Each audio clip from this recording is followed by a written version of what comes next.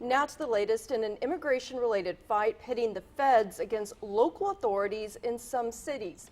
Most of the state's so-called sanctuary city law took effect earlier this week after an appeals court gave it the okay. And today we spoke with a border mayor who joined the lawsuit against the legislation. Channel 5's Trayson Bragg has new information on what the mayor of El Cenizo is saying tonight. Trayson, what did you find out?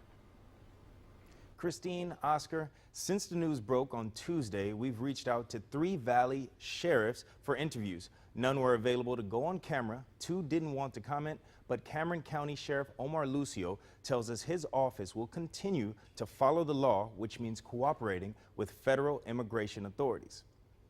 Earlier this week, we told you 3 judges with the New Orleans Fifth Circuit, a court of appeals, decided parts of Texas's Senate Bill 4 could be enforced.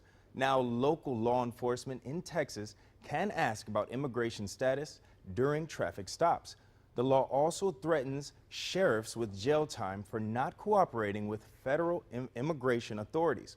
SB 4 was set to go into place last September, but it was put on hold after a lawsuit was filed by city attorneys in El Cenizo, San Antonio, Austin, Dallas, and Houston. We reached out to El Cenizo's mayor about the appeals court ruling.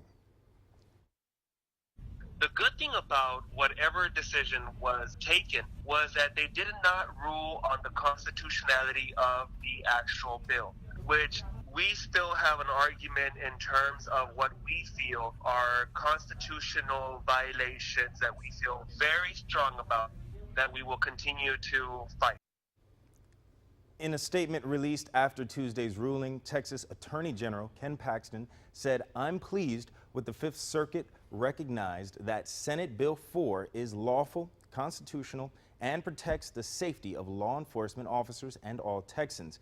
He went on to say enforcing immigration law prevents the release of individuals from custody who have been charged with serious crimes. Tuesday's ruling was only on the temporary injunction of SB 4. A district court still needs to decide the fate of the law itself. In the studio, Trayson Bragg, Channel 5 News at 10.